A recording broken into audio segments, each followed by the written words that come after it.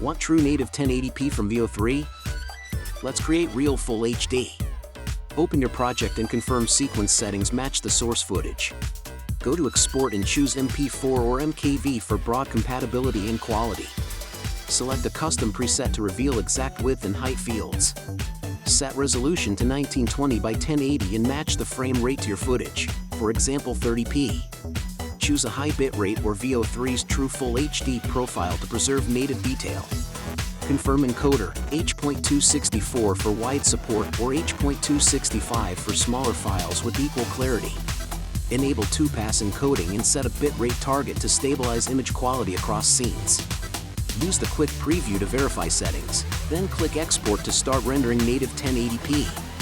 When render finishes, Veo 3 lists the output file with a clear download button overlay. Click the download button or copy the provided link. The link opens direct access to the full HD file. That's it, native 1080p from Veo 3. Download your real full HD file and enjoy crisp playback.